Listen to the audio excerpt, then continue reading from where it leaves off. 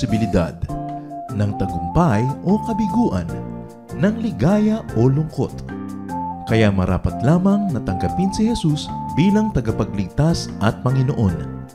At matapos yun ay panariwain ang katapatan at paglapit sa Kanya bawat araw o day by day. Ang day by day ay naglalayong umalalay sa pang-araw-araw na pamumuhay. Narito po si Kuya Ed Lapis sa mensaheng pinamagatang How to Enjoy Every Day, Any Day.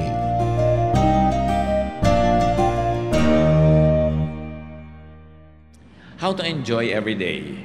Kung meron po sa inyo kanina, nung tinanong ko na honestly ang sagot nyo, hindi ako nag-enjoy ngayong araw na to, nawa everyday na darating pa, ma-enjoy na natin. How can we enjoy every day? Do not measure today with yesterday. Isa yan sa mga pahirap ng tao para hindi siya magkaroon ng magandang araw, kino-compare niya sa mga nakaraan. Do not measure today with yesterday. Do not set your previous experiences as standards. No 2 days are alike. Para pong yung mga Israelites, minimithi nila na makalaya mula sa Ehipto dahil sila yung mga alipin doon. At nung pinalaya ng Panginoong Diyos at patungo sa Promised Land, nagreklamo dahil kinumpare nila yung kinakain nila sa disyerto sa kinakain nila dati sa Egypt. Numbers 11:18, if only we had meat to eat, we were better off in Egypt. Dahil ang lagi nilang ginagawa, kino-compare nila yung kinakain nila ngayon sa kinakain nila dati, yung karanasan nila ngayon sa kinakain at karanasan nila noon, hindi na nila nakita na bulag na sila sa mga pagpapala na nandito naman ngayon pero wala noon. At madalas po ganyan ang tao. Pag gusto niya magdrama, maawa sa sarili, magreklamo at palungkotin ang sarili, ang hinahanap yung magaganda nung nakaraan, ayaw tingnan yung maganda ngayon, at laging akala mo, the good old days, those were the days. Parang akala mo laging maganda yung nakaraan. So be open for new things. Be open for new angles, be open for new ways of life and looking at things. Sapagkat ang mga bagong alak daw, inilalagay sa bagong lalagyan. So ang mga bagong kasiyahan, dapat may ibang packaging. Ang ibang mga bagong bagay, hindi darating sa mga lumang anyo. Kahit sa espiritu, bago ang espiritu mo, bago dapat ang templo ng espiritu, pati ang puso. Luke 5:37, and no one pours new wine into old wineskins. If he does, the new wine will burst the skins, and the wine will run out, and the wineskins will be ruined. No, new wine must be poured into new wineskins. And if you might stretch the application of this reality in our daily life, new experiences must be perceived from new perspectives. New beautiful things must be seen through new frames. Hindi dapat lagi tayong alipin ng nakaraan. Hindi dapat lagi yung kino-compare, buti pa nung daddy, ganitong ugali mo, ngayon ganito ka na. Buti pa nung maliit ka pa yung anak ko, lagi niya akong niyayakap, ngayon malaki na siya, hindi na niya ako niyayakap. Pero nalimutan mo na hindi mo na rin siya pinapaliguan, hindi mo na siya inaalagaan ng sobra. Parang lagi nalang kinokonsentrate natin yung nawala na gusto natin. Hindi natin tinitingnan yung dumating na bago na dating wala doon sa gusto natin. Another way to enjoy every day is do not attempt at repeats. Yung naghahanap ng repeat, kadalasan yan nabibigo. Yung mga anniversary, this is an attempt at repeat. Gusto mo yung nangyari last anniversary, mangyari uli ngayon. Yung nangyari nung huling pista, mangyari rin sa pistang ito. Yung nangyari nung huling birthday mo, mangyari rin sa birthday na ito. Nakakahon ang isip ng tao. Hindi niya tuloy nakikita yung mga bago na dapat niyang ikatuwa. Lamentations 3:23, they are new every morning. Great is your faithfulness. So, ang pinag-uusapan yung faithfulness ng Diyos. Maliban na lang na hindi totoo ang Biblia, therefore the faithfulness of God is new every morning. And because it is new, it must be welcomed. It must be received with celebration. Each new experience is new. Walang repeat. Napakahirap po sa lahat ng gusto nyo repeat. Halimbawa, nanalo tayo sa dance contest last year, kailangan manalo rin tayo ngayon. Repeat. Yung basketball team natin, nanalo nung isang liga, dapat manalo rin ngayon. Repeat. Ganito ang itsura mo nung last party, so ginagaya mo na, lagi, repeat. Meron nga po ako isang babaeng nabati noon sa church, ang tagal-tagal na. Yung buhok niya parang napakalakas yata ng hangin na nagpunta lang sa isang tabi. One-sided yata ang tawag doon. Sabi ko, sister, ang ganda ng buhok mo. Alam niyo po, 6 na buwan, hindi niya pinalitan, nakaganon lagi yung buhok niya. So, pero hindi ko na pwedeng ulitin yung puri ko, no? Na araw-araw, ang ganda ng buhok mo, yung nakikita ko, dahil hindi na bago. When people try to always be what was, you actually ruin your chances of being happier. Kaya sabi ng Panginoon sa Luke 5:36, He told them this parable, no one tears a patch with a new garment and sews it on an old one.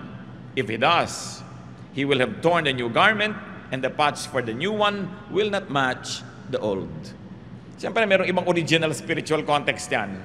Yung spirituality talagang pinag-uusapan. Pero ang sinasabi lang ng Panginoon, hindi magka-match yung dati at yung ngayon. Huwag niyong piliting pag-matchan yan. Ang tao nagbabago. Yung pinakasalan nyo 10 years ago, ibang tao na yun ngayon. Alam nga naman na ang dami na niyang naranasang ginawa't init, gutom at pagkabusog, natutunan, ang dami na niyang kabiguan at mga tagumpay. The same pa rin siya as 10 years ago. That's impossible. Alam niyo ang mga tao who fall out of love, yung mga tao na hindi nakaka-cope sa nagiging ugali, nangyayari sa kanyang asawa, yun na naghihiwalay eh.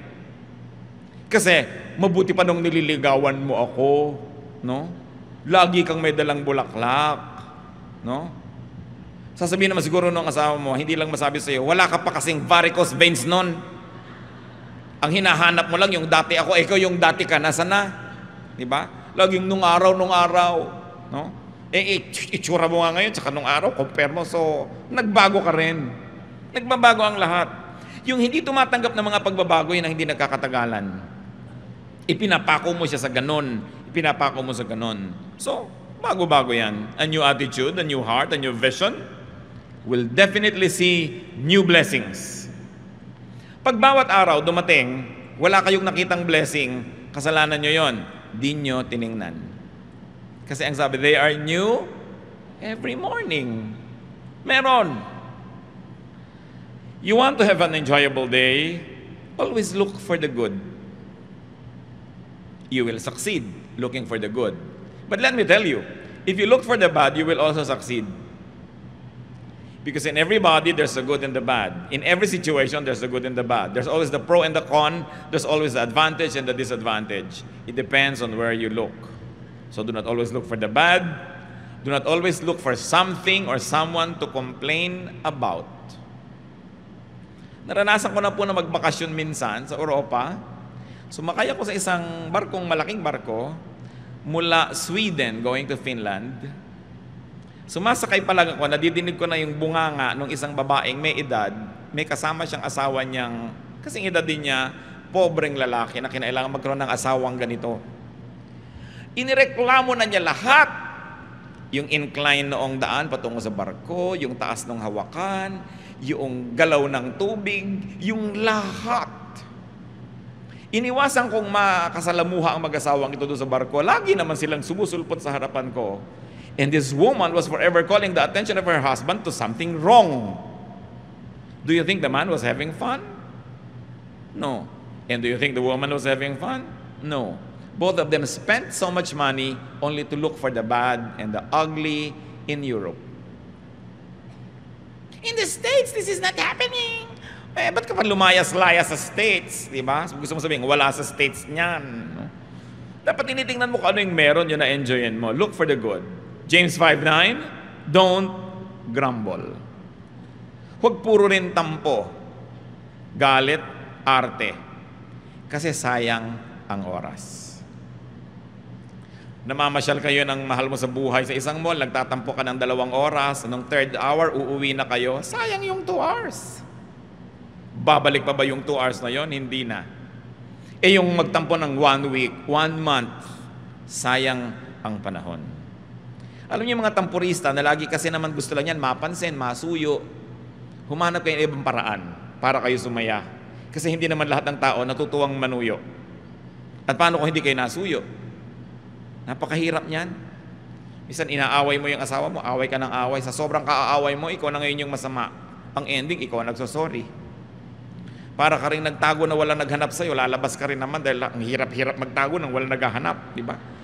At napakahirap niyang nagtatampong walang nanunuyo. So learn. Kung kayo po ay married, ang asawa niyo hindi pala suyo, ibig sabihin, palitan niyo ang gimmick niyo. Humanap kayo ng ibang trip sa buhay dahil maiinis lang kayo lalo. And you will spoil many days, many weeks, many months in your life which could have been invested in happiness. If you want to be happy, be ready for surprises. Be ready for variations. Meron pa akong kilalang babae, sinurprise ng asawa niya. Ano sila? Yung nagsisika pa lang, nagsisimulang mag-asawa. Umuupa pa lang ng bahay, wala pang kagamit-gamit. Alam niyo po ba na itong pobreng lalaki ay sinikap na mag-uwi ng refrigerator na malaki habang namamalengke yung asawa dahil wala silang ref. Sinikap niyang i-timing lahat yon para maging surprise. Yung talagang surprise. Kasapakat pa niya pati tricycle driver para huwag iuwi agad ang asawa niya at gumawa ng delay kung sakaling hindi pa tapos ang delivery. Nakita niyo na yung pagsisikap ng lalaki. Pagdating ng bahay, tadan! Alam niyo sabi ng babae, bibili ka lang pala ng rep, di ka nagtanong, ayoko ng kulay na yan. Kung kayo yung lalaki, ano gagawin niyo? Either i-freeze niyo siya, o ihahataw nyo sa kanya yung buong ref. Alam nyo, hindi lang yun ang nangyari. Ibibili siya ng mga damit, biglang, naku, hindi ganyan ang gusto kong cut.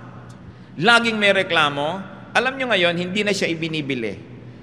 In fact, hindi na siya inuuwi. Totoo yun. Nagsawa na. Mano ba namang masurpresa ka? Hindi kasi yun ang iyong inaasahan. You know, do not spoil something unexpected. Hindi yun ang inaasahan mo, hindi na yun ang dapat mong ipagbunyi. Meron pa pong isang tao nagregalo ng isang gadget sa isang kaibigan. Ine-expect niya talagang surprise, matutuwa. Ang nabasa sa mukha nung binuksan ng regalo, disappointment. Kasi iba ang ine-expect niya. Huwag kayong expect ng expect. But expect to be surprised.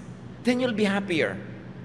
Pag lagi ang inaasahan nyo, may script ang buhay, may specification ang darating na regalo, may script ang sasabihin ng mahal nyo sa buhay, mabibigo kayo lagi. Kung minsan may nag-aaway, hindi naman balak talaga mag-aaway. May sinasabi ka lang para mapasabi mo lang siya ng gusto mong marinig. Hindi yun ang narinig mo. Nagalit ka na ng totoo, nag-away-away na kayo. Don't always box in yourself. And don't put everything in a box. Be ready to be surprised. Habang nag-uusap po tayong ganito mga kapatid, isip-isipin nyo na mga sarili nyo, gaano karaming beses na ang nagmamahal sa inyo, nalanta, nawala ng gana, nabigo, dahil hindi nyo in-appreciate yung surprise niya. We should be willing to be surprised. The weather is not the same every day. We should be willing to accept variants. Mga iba, pagkakaiba-iba ng mga bagay, configurations are never the same. Sabi nga sa 1 Corinthians 15, 39 to 41, all flesh is not the same.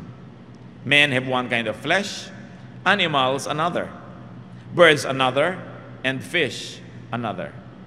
There are also heavenly bodies, and there are earthly bodies, but the splendor of the heavenly bodies is one kind, and the splendor of the earthly bodies is another. The sun is one kind of splendor, the moon another, and the stars another. And stars differ from stars in splendor. So yung mga tao, hindi kino-compare yan. Huwag mong hahanapin kay Juan ang na kay Pedro, but enjoy ko ano yung na kay Juan, enjoy ko ano yung na kay Pedro. Hindi yung lagi mong pinagko-compare. Ganon din po ang mga araw. Each day is new. Each day is different. Each day is unique. It is impossible that there will be 2 days that are the same. Una, iba yung date, hindi na yun babalik. Iba yung posisyon ng araw, iba yung temperature, iba yung moisture, hindi yan pare-pareho. Kung lagi mo hahanapin yung gusto mo lang na klima, maraming mga araw, hindi ka mag-enjoy. So kung ano yung nandun, tanggapin. Make the most out of it. How else can you enjoy every day as worshipful activity, ha? Hindi yung nyo makasarili, narcissistic activity, but an activity that glorifies God. Because it is God who is the giver of every day. The only way to thank God is to enjoy that day, to learn from it, to be blessed by it. Be ready to enjoy physically, mentally, socially and emotionally, and be ready to enjoy spiritually. Now, you cannot always do that every day, not all of them. So, nag-iisip ka, may sakit ako ngayon, mabigat ang pakiramdam ko, magrereklamo ba ako sa Diyos? O mag-enjoy naman ako spiritually? Bibitawan ko lahat ng mga ginagawa ko, makikinig lang ako ng mga magagandang kanta, sisikapin kong magbasa ng kaya kong basahin kung pinapayagan ako ng mata ko na magbasa. Or I will enjoy socially. I will just be in the house and enjoy my housemates because I cannot go out to work. O may mga araw naman na very physical kayo, ganadong-ganado kayo, enjoy it. Hindi naman yung doon ka ngayon pipilit gumawa ng iba. Kasi araw-araw ang ating din pong chemistry iba eh. Iba-iba ang sitwasyon. So tinitingnan mo, what is this day for? Ecclesiastes 5:19. Moreover, when God gives any man wealth and possessions, and enables him to enjoy them, to accept his lot and be happy in his work, this is a gift of God. Sabi po ni Solomon, pag may ibinigay sa inyong Diyos na pagkain at binigyan pa niya ng gana, aba, samantalahin nyo yan. Kasi minsan may gana kayo, wala yung pagkain na gusto nyo. Minsan may pagkain, wala kayong gana. Pag nagkasabayan, enjoyin nyo. Ano man ang nandyan, kailangan yan na huwag papalampasin. Ngayon, mga tao ganyan din po mga kapatid. There are people that you can enjoy physically. Nakakapaglaro kayo, nakakapag-tennis kayo, you do things physically with them. Good. Pero huwag nyo na laging hanapan niya na magkakaroon din kayo ng mental enjoyment.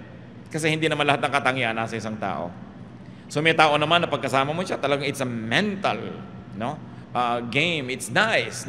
You get fulfilled. And there are people who are very socially nice to be around. They make you feel good. And there are people who make you enjoy spiritually. Bihirang nagsasama-sama lahat yan sa isang tao. Kaya ang tao na mag-enjoy ng buhay, marami ring mga karakter na tao sa kanyang buhay. At pinapayagan mo rin ang mahal mo sa buhay na maministera ng iba. Hindi ko may asawa ka na, kayo na lang ang tao sa mundo. May girlfriend ka, may boyfriend ka, kayo lang ang tao sa mundo. Because you cannot always deliver. Kuminsan, iba yung kaligayahan ng asawa mo pag mga kapatid niya ang kasama. So bakit mo pagkakaitan? Pag yung mga ka-eskwela niya nung high school, meron naman siyang ibang klaseng fulfillment, iba naman pagkakayo, so hindi ka dapat laging seloso.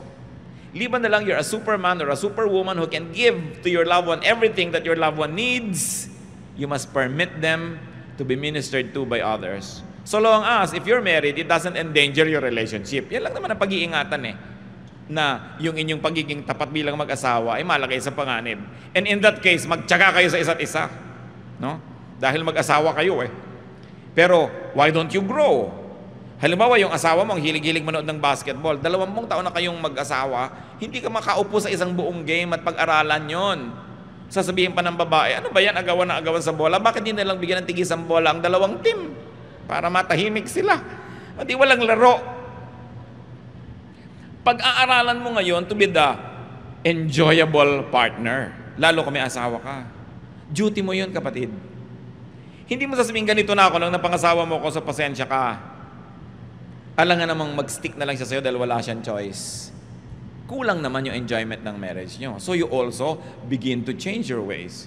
You also do not set yourself in stone, or you do not set yourself in wet cement and quick dry cement, kasi kailangan nagbabago ka rin. Kasi pag nag-e-enjoy ang asawa mo, nag-e-enjoy ka rin. Pero pag siya hindi nag-e-enjoy, madadamay ka rin dyan. Kahit ano pang sabihin mo. So meron tayong pananagutan sa isa't isa. Alam niyo kaya kung minsan tayo hindi dapat nakikipag-away? Halimbawa, hindi mo kailangan ng isang tao. Mabubuhay ka nang wala siya. Pero naisip ba natin na paano naman siya, kailangan naman niya ako? It's a ministry. Kaya lalo't kung may asawa kayong matalino, sa tingin nyo matalino, maghabol kayo kahit paano. Mag-aral-aral kayo, magbasa-basa. Alamin nyo yung mga interest niya. Para nakakapag-tennis naman ang utak nyo. Hindi magsaserve siya ng bola, hindi mo na maibalik. Magsaserve siya ng bola, hindi mo na maibalik. Kahit sa tennis, 3 balik, wala na. Game finished. Love set. Wala na. Game over. At may taong ganun, kahit anong sikap mo makipag-usap, hindi maibalik ang usapan. 3 lang ang alam niyang topic sa mundo. Yung medication niya, yung mga karamdaman niya, at yung reklamo niya sa kapitbahay.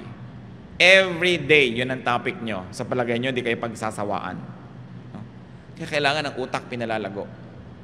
A very attractive person is a person that can always engage you mentally. No? Yung ang ganda-gandang kausap, nakakapagpayaman ng isip, nakakalibang, napag-aaralan yan kung hindi likas.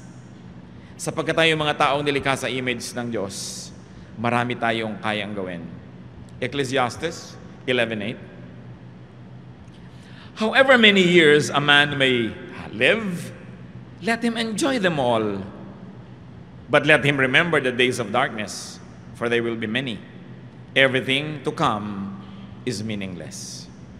So don't put your life on hold just because you are saving, just because you are studying, just because you're preparing for some future glory or accomplishment. Do not put your today on hold. You must also learn how to live to the fullest. Although you are anticipating greater joys or greater fruitfulness in the future, but no day, no week, no month must be ignored because it's a gift and it will never return. Be willing and be able to enjoy. Napaka-importante po ang ganitong mga katotohanan. Ang simple-simple, bakit natin pinag-uusapan? Kasi yung maraming simple ang nalilimutan ng tao. Ang mga Kristiyano, alam na alam yung mga doktrina. Anong uri ng mga bautismo, kailan ba darating si Jesus at kung ano-ano pa. Pero yung mga pang-araw-araw na buhay, nalilimutan. If you want to enjoy your everyday, you must learn to forgive the unintentional spoiler. Kung kayo nagda-drive, may papark na kayo, biglang may nauna, huwag kayong magalit sa kanya. Gusto niya ring pang-park. No? Minsan nag-aabang ka ng bus, naunahan ka nung iba, huwag kayong magalit. Pare-pareho lang kayong gustong umuwi. No? Yung mga nagda-drive na nauunahan, naiiwan ka, pare-pareho lang kayong nagmamadali para makauwi na o makarating sa pupuntahan. Lagi na meron kang nakakaagaw, pero hindi ka niya kilala, hindi niya inisip nung umalis siya ng bahay na aagawan kanya ngayon ng silya o ng linya o whatever. People are sometimes after the same rainbow's end. It's part of life. Don't make it personal. John 13, 6-8, no? An unintentional spoiler, si Peter. He came to Simon Peter, who said to him, Lord, are you going to wash my feet?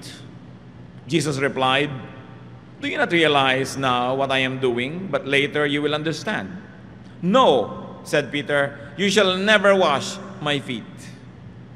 Nakita niyo gustong hugasan ng Panginoon lahat yung paa ng mga disciples as a symbolic act.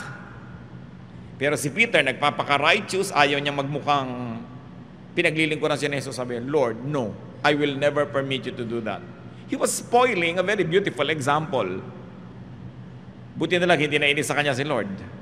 Nung minsan, sabi ni Lord, pupunta ako sa Jerusalem, mamamatay ako doon. Sabi ni Peter, no, Lord, I will never allow this to happen to you. Anong sabi ni Lord? Get behind me, Satan. You are not on the side of God, but of men. Why are we talking about these things, brothers and sisters? Because in whatever you do, there will be somebody who will say, no, I will never let you do it. Meron laging haharang. Meron laging hahadlang sa inyo. Sinasadya man niya o hindi. Alam man niya o hindi ang ginagawa niya. Merong laging ganon. Huwag niyong personalin. Many people are just underinformed or uninformed or totally clueless. Many people can just be ignorant or people are just busy living their lives. People are just busy surviving so they can become your competitor. Hindi yun dapat pinepersonal. Kahit na pareho kayo ng nagugustuhan, pareho kayong umiibig, hindi siya kontrabida sa buhay dahil may karapatan din siyang umibig. Siyempre, paibigin niya yung gusto niyang paibigin, kakumpetensya ka, pero huwag ka magagalit, huwag mong pepersonalin. Ikaw man siya, gagawin mo yung ginagawa niya. So napakahalaga meron tayong detachment. That people just have to survive, people have to live, they have to achieve their dreams. They have to earn money, they have to make a living. So may tindahan kami, nagko-compete sa kabila doon, huwag mong personalin. There's always competition everywhere. Ang mga halaman, lagi nagko-compete yan for light. Kaya alam niyo yung mga ibang halaman sa gubat, tuwid na tuwid, kaya magandang gawing halige. Kasi nagmamadali yun sa taas para pagdating yun, ikakalat niya yung lahat ng kanyang mga sanga para makuha niya lahat yung araw at wala nang matira doon sa katabi. Kaya ang mga halaman, nakikipag-compete lagi yan for light. Pag nandun yung araw, harapan lahat ng leaves doon. Ano? Pag natakpan ka nung gabi, sorry ka na lang, malaki yung leaves niya. Huwag mong pepersonalin ang buhay.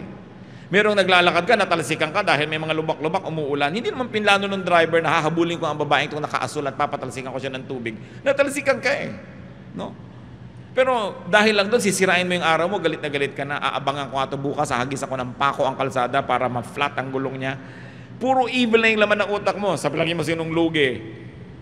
Kahit masira mo yung kotse niya, lugi ka rin dahil sinira mo na rin yung puso mo. Baka marami kayo ngayong mga kinakainisan, mga galit kayo, may tampo, pero huwag niyong personalin. May karapatan din siyang mabuhay. At gusto lang niya sigurong mabuhay. You want to enjoy every day? Be easy. Dapat ang tao mababaw. Huwag sobrang laliman dahil wala naman lagi magtsatsaga na hukayin kayo. No? Ginto lang, parang hinuhukay-hukay ang kakaila-ilaliman ng lupa. Ngayon kung ikaw lang naman yung nagpapakalalim-lalim, baka walang magtsaga na maghukay sa'yo. Maghanap sa'yo, maghabol sa'yo. Sabi ng mayaman na lalaki sa Luke 12:19, I'll say to myself, you have plenty of good things laid up for many years. Take life easy, eat, drink, and be merry. At alam nyo na ito ay isang bad example ng tao. Hindi dahil gusto niya to eat, drink, and be merry.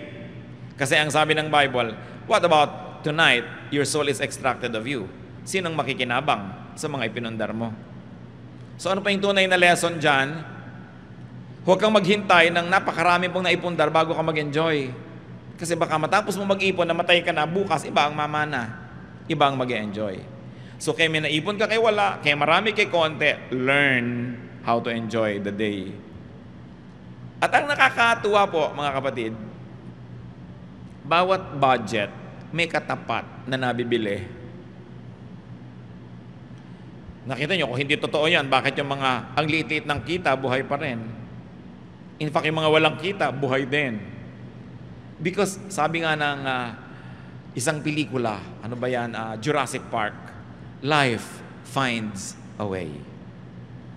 Kaya may kesong ubod ng mahal. Pwede kang gumastos ng 10,000 pesos sa isang pirasong keso, no? Meron din naman na ubod ng mura kasing nipis ng blade. Pag humangin, habol-habol mo ang keso mo. Pero keso pa rin, di ba? May tinapay na ang mahal-mahal, may ang mura-mura, may laman pa sa loob ng nyog. Okay, may laman pampalaman na kulay-pulay pala, mga lumang tinapay din yun na dinurog at kinulayan. Bawat budget may katapat. Yun ang mga mahilig magpa-food spa, may food spa pa na 20 pesos. No? Hindi ko na lang alam kung sa kaning baboy ibinababad yung paa mo, pero food spa rin. Para ka rin doon yan, nangunguya ko, ikaw nakaupo ka sa balde, tapos kumakain ka ng banana kayo, feeling rich ka rin kung marunong ka maglibang sa sarili. Merong spa na 3,000, meron 199 full body massage pa, no? Langis lang nga na pinagprituhan ng hasa-hasa ang ilalagay sa iyo, pero langis pa rin 'yon, dudulas pa rin yung masahe. So may katapat ang lahat. Sabi nga nila, pusali man ay may katapat na langit. So tatandaan mo yan, pusali man ang kalagayan mo, may katapat kang langit, marunong ka lang tumingin. Napakahalaga, nag-e-enjoy tayo niyan. So, babaan ang kaligayahan, hindi laging tinatasan. At ang pinakamahirap niyan mentally, alam niyo kung masyado kayong marunong, halos wala na kayong makausap. So paminsan-minsan, magpapanggap ka ring mangmang ka para ka matawa ng malakas. Kasi ang mga mangmang, mas masasaya. Mas malalakas tumawa, yung mabababa ang IQ. Uy, pinigil ang mga tawa. Diba? Mas tawa na yung mga nonsense ang usapan. Ginagaranti ako sa'yo, hampasan pa, gulungan. Sigurado walang kalatoy-latoy ang pinag-uusapan nito. Pero, masaya. Di ba ang mahalaga at the end of the day, masaya ka. Pero siyempre, binabalance mo rin yan. Pero ang pinag-uusapan natin, how do you enjoy every day? Adjust ka sa katapat mo. Hindi lagi kang maraming requirements. And be humorous. One thing that I appreciate about God, I don't know if you do, is God is very humorous. Ang dami niyang joke. Kung bukas ang mata mo. Natatandaan nyo yung mga disciples na sabi nung iba, pauwiin nyo na po ang mga tao, oras na ng pagkain, oras de peligro, mahal pa kanin niya mga yan. Sabi ni Lord, di pakanin ninyo. Lord, napakalaking halaga para pakainin lahat. Pauwiin na lang. Di ba? Tapos, naghimala ang Panginoon, yung kaprasong tinapay, konting isda dyan, dumami, napakain ng libu-libong tao. Nasa ng joke? Matapos yon, ipinaipon ng Panginoon ng mga pispis. Yung mga tira, ilang baskets? 12. There were 12 disciples ha? Sabi niya siguro, nagda-doubt kayo, gusto niyo magtipid. O tigi-tigis ang basket kayo, yan ang pagkain niyo sa susunod na linggo. Tigi-tigis ang bit-bit sila. Bakit 12? 12 kasi nagre-reklamo. No? Humor. Hindi yung pag binubuksan niya yung Bible, parang dan, dadan, dadadan. Tapos bababa ang mga anghel, may tugtog na organ. Hindi niyo makikita yung humor. Makita niyo dapat yung humor niyan. Yung mga Israelites, reklamo ng reklamo from Egypt to Israel. Anong ipinadala ni Lord? Para tuklawin sila? Takot-takot na ahas. Kaya pag may ahas na lumalabas, ahas! Takbuhan sila, di ba? Takot na takot sila. Sabi ni Moses, Diyos ko naman, maawa kayo sa mga tao. Tigilan po natin ito, kawawa sila. O sige, Moses, gumawa ka ng ahas. Bronze snake, sabi niya. Ilagay mong gano'n sa mataas na poste, at lahat ng natutuklaw, titingin sila doon para gumaling. Yung kinakatakutan nila tumutuklaw sa kanila, yun ang imahen ngayon ang titingnan nila para sila gumaling. Pag hindi humor yun, ewan ko kung ano yun. No? Sabi siguro nila, ayan, kung sa Canada pa, diyan ka bumangon. Ahas ang nagbigay sa inyo niyang danger. Ahas. Form of a snake. Kaya ang logo po ng medicine, yung ahas di ba? Na nakakapit doon sa poste. Yun. Kasi nagpapagaling daw yung ahas. Subukan nyo. No? Kaya napaka-humorous Biruin mo, ahas, kinakatakutan ng tao. Yung pa yung image ng pagpapagaling. Pag hindi nyo tinignan ng gano'n ng Biblia, hindi kayo mag-enjoy. No? Ang daming ginagawa ng Panginoon na talagang kamangha-mangha. Itinaboy sila doon sa gilid ng dagat, nasukulungan sila ng kaaway, dagat na lang nandun, malay ba nilang bubuka pala yun. No? Humor. God is so humorous, so God's people should be humorous. Psalm 126, 2-3.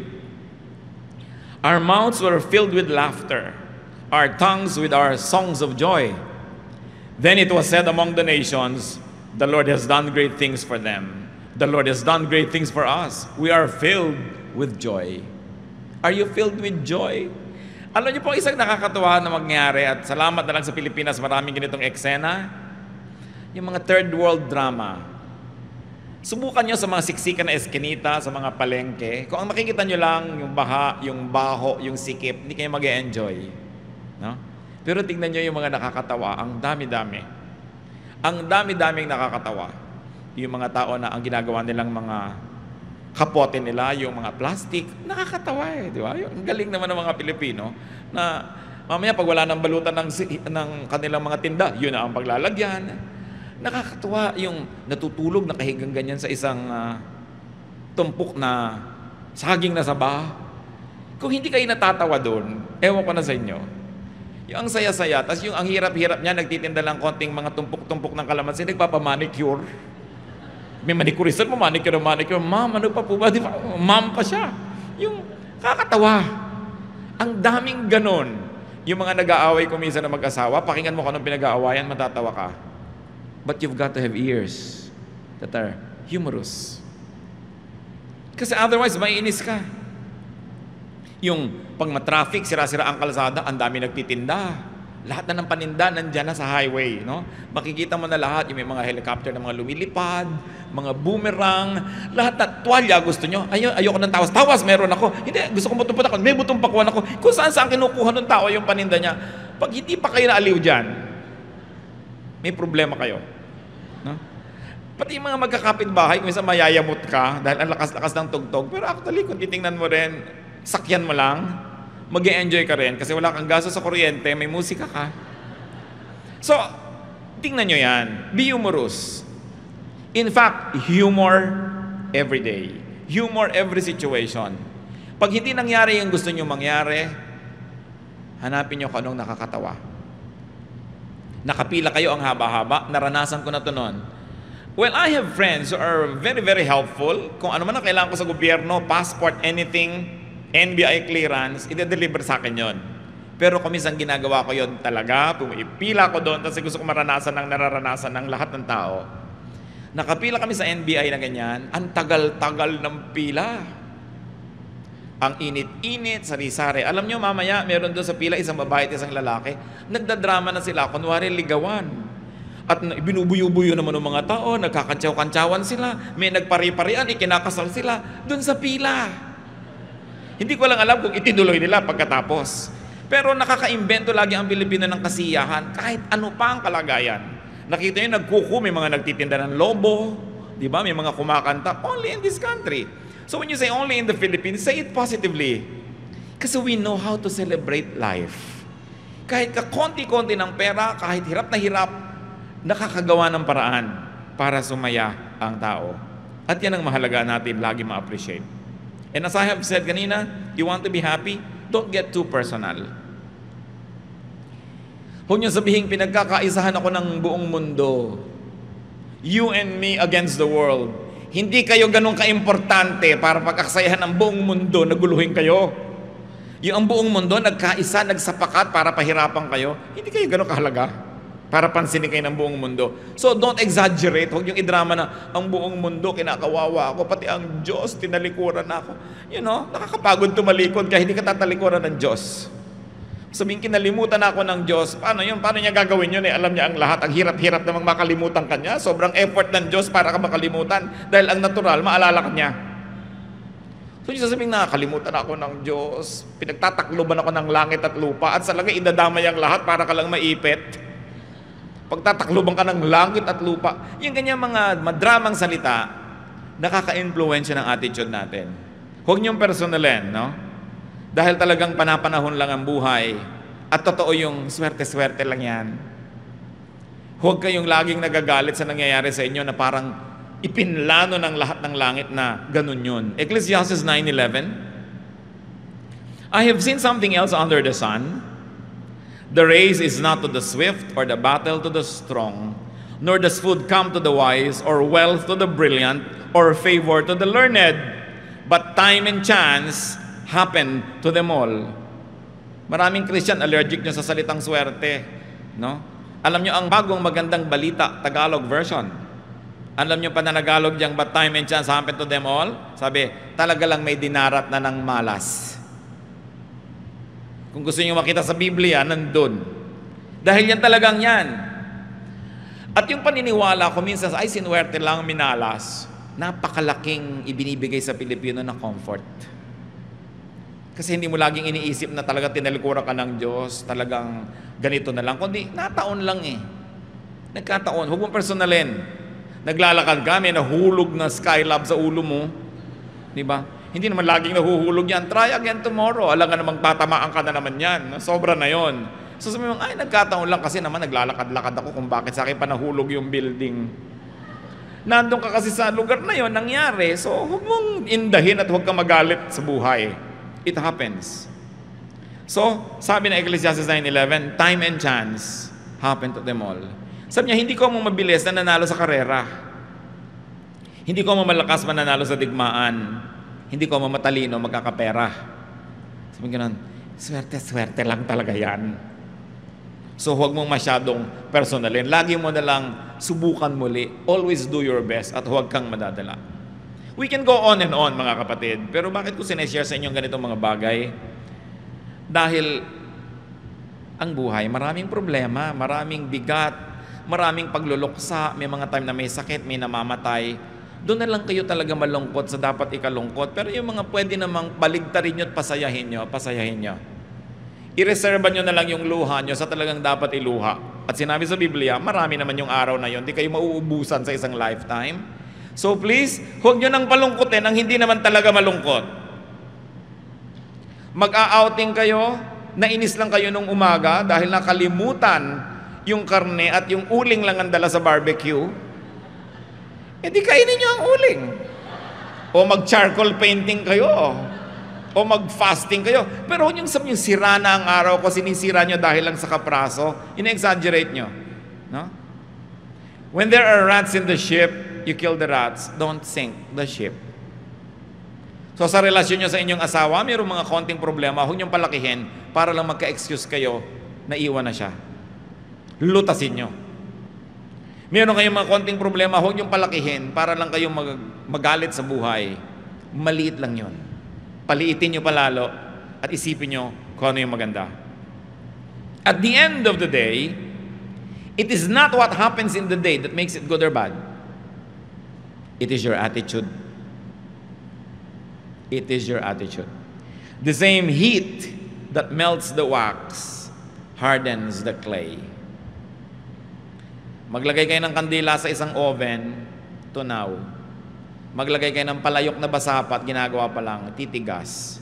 Tumigas yung isa, natunaw yung isa. The same heat. So every day, depending on what you want to be, you have to decide if you're going to be wax or if you're going to be clay. Because the same heat will be there. It's your attitude. Ang nagpapasaya sa tao ay hindi ang nangyayari o ang hindi nangyayari. Kung paano niya ito tinatanggap. At kung paano niya ipinapamuhay.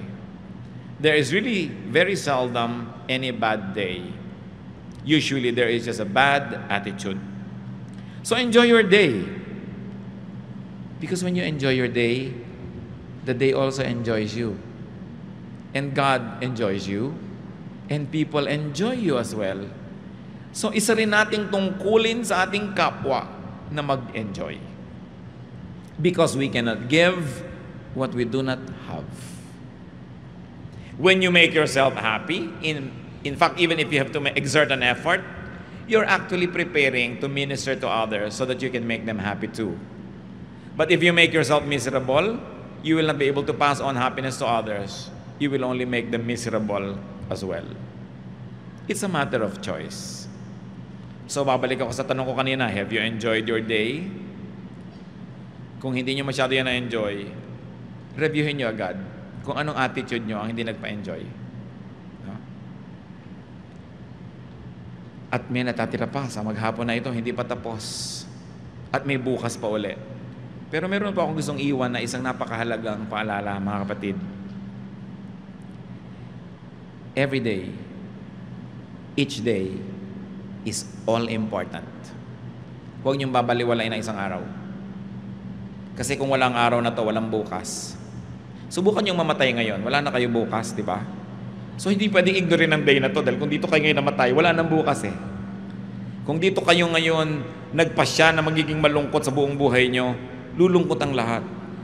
Every day is a link. And no part of any link is unimportant. Pahalagahan niyo bawat araw. Tuwing gigising kayo, salamat Lord. Hindi yung naku, umaga na naman. Yung Lunes na naman. No? Trabaho na naman. Alisan mo naman ang trabaho, pila uli, apply.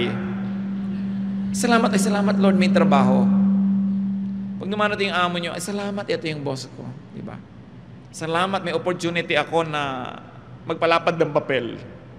Salamat, ito yung asawa ko, ito na naman yung asawa ko. Siguro naman di ko na kailangang ulitin lahat, mga kapatid. Attitude lang yan. It's a matter of choice. Without today, tomorrow will not come. And most of the time, how you shape today defines the shape of tomorrow. So don't waste any single day. For all you know, it can be our last. So dapat binavalue yan. Diyos, salamat po sapagkat ang araw na to hindi pa tapos. Meron pa kami pwede ma-enjoy ng mga sandali. Pinagpapasalamat namin kung kami nagkaroon ng mga kasiyahan sa maghapon na ito. At kung kami nakapagdulot din ng kasiyahan sa iba, lalo na po sa inyo. Ituro niyo po sa amin, Lord, pahalagahan bawat araw. Lalo yung araw na kasama namin ang mga mahal namin sa buhay. It's a very, very precious time. Marami mag-asawa, hindi magkasama. So pag magkasama ang mag-asawa, turuan niyo po, Panginoon, na talagang pahalagahan yon. Ang magkapatid, ang mga mag-ama, mag-ina, magkakaibigan. Hindi lahat ng araw may gana. Hindi lahat ng araw may kalusugan. Ituro niyo sa amin, Lord, to value every moment. Not to kill time, not to be bored, but to fill ourselves with excitement and with life and with fruitfulness. Magbulay-bulay tayo sandali, mga kapatid. Baka meron tayong crime against time, crime against the day, that we ignore it. Na pinapayagan nating masira. Kung minsan tayo pa ang sumisira, tapos sisirain natin ang araw ng iba. You cannot kill time without harming eternity. Magbulay-bulay tayo. Lasapin natin ang kagandahan ng buhay. Humingi tayo sa Panginoon ng matang nakakakita ng magagandang bagay na dapat ipagpasalamat. Kung yan ang kulang sa atin. The same sun rises on everybody. Everybody has 24 hours every day. We breathe the same air. Pero bakit merong iba masaya, merong hindi? May masayang mahirap, may masayang mayaman. So wala sa kahirapan, wala sa kayamanan. May masayang lalaki, may masayang babae. So wala sa gender. May masayang single, may masayang may asawa, may miserabling single, may miserabling may asawa. So wala sa sitwasyon. It all boils down to attitude. Dear God, teach us to review our attitude. Ipakita mo sa amin, Lord, kung meron kaming masamang ugali, masamang pag-iisip na sumisira sa pananaw namin sa buhay. Lalo yung attitude ng inggit, attitude ng pananaghili, pagseselos, yabang. Linisin mo kami, Panginoon. At nawa ang puso namin lagi maging handa na tumanggap ng mga bagong pagpapala araw-araw. Be with the Lord in some moments of silence, and may all be blessed.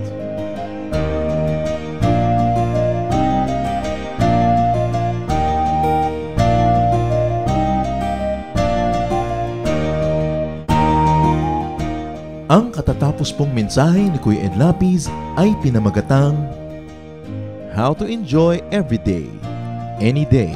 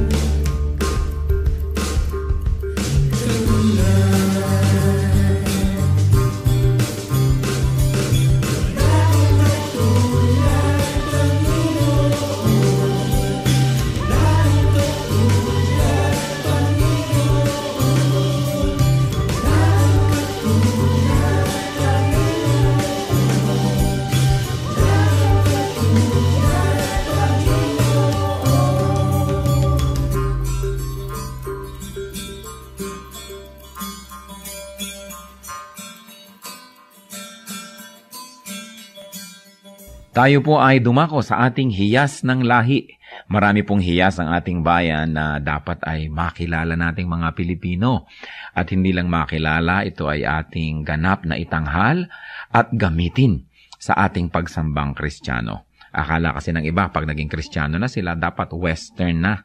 O kaya kanluranin na ang paraan, ng musika, ng pananamit, ng pagsamba. Subalit napakayaman po ng ating mga kaugalian na kung atin lamang babawiin sa mga gawa ng kaaway at sa kadiliman magagamit para po sa kapurihan ng Panginoon at para rin sa ikatatanghal ng ating lahi.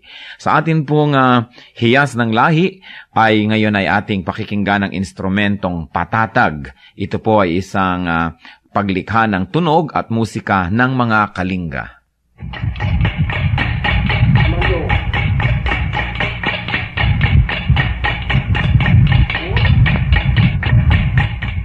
Ang patatag ay isang instrumentong panugtog ng mga kalinga sa Cordillera at ito ay yari sa isang bias ng buho na biniyak pahaba para maging 2 piraso. Ang isa o 2 kaputol ng buho ay ipinapatong ng manunugtog sa kanyang 2 hita kung siya'y nakaupo at ito'y salisihan niyang hinahataw ng patpat sa isang maindayog na ritmo habang ang kanyang kamay na walang hawak na patpat ay dadampi-dampi naman dito sa mga buhong ito.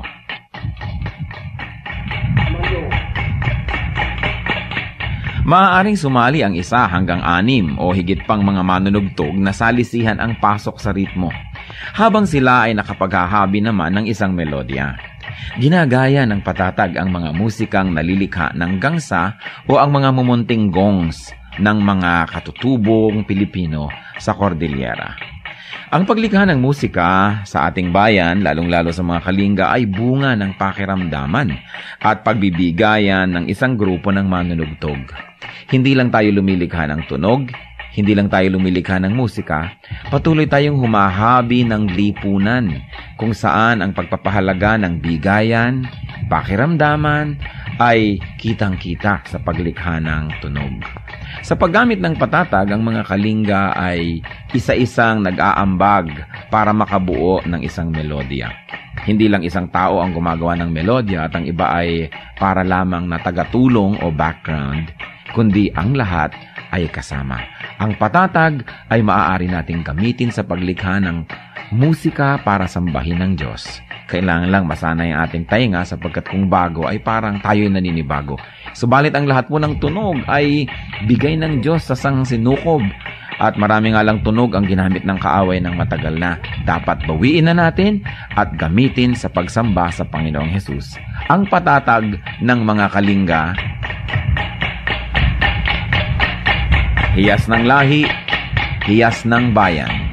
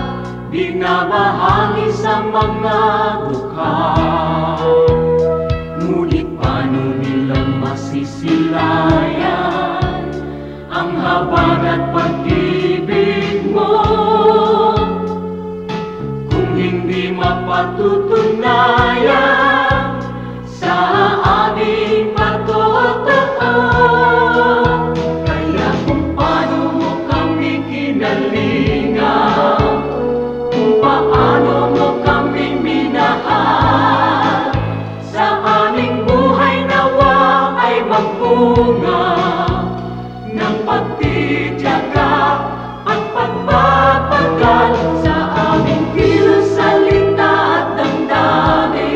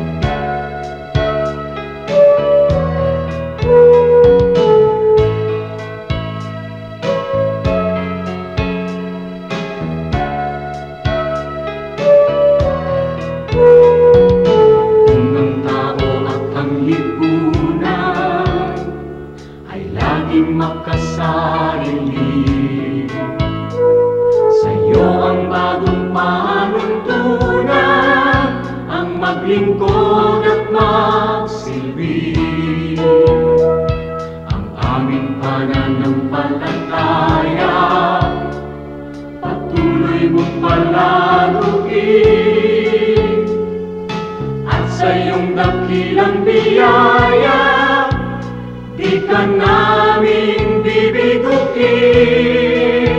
Kaya kung paano mo kami kinalingan, kung paano mo kami minahal, sa aming buhay nawa ay magbunga ng pagtitiyaga at pagbabagal sa aming kilos, salita at damdamin. Maranasan nilang totoo ang kabutihang natutunan namin na nagmumula sa'yo. Ang kabutihang natutunan namin na nagmumula sa'yo.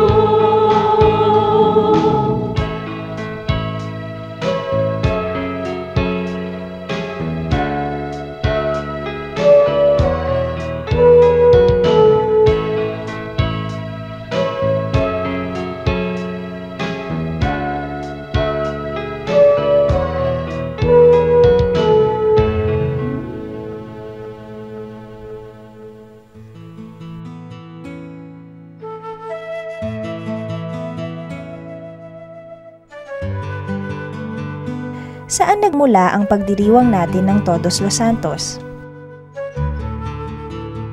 Ang mga Pilipino, maski nung hindi pa dumarating ang Katolisismo sa Pilipinas, ay talagang nakikipagniig sa alaala ng kanilang mga yumaong mahal sa buhay, mga ninuno, mga magulang. At ito ay lalo pang naidiin bilang isang institusyonal na tradisyon nung nagkaroon ng Catholicism sa Pilipinas, kasi yan ay isang official holiday ng Catholic Church. Ngayon, maraming mga non-Catholics nagmamahal din sa mga kamag-anak, hindi naman masamang alalahanin ng ating mga mahal sa buhay, dalawin ang kanilang puntod, lalo't yan ay nakakatulong na maibsan ang iyong kalungkutan o kaya ay mabigyan ng kaaliwan ng iyong pangungulila.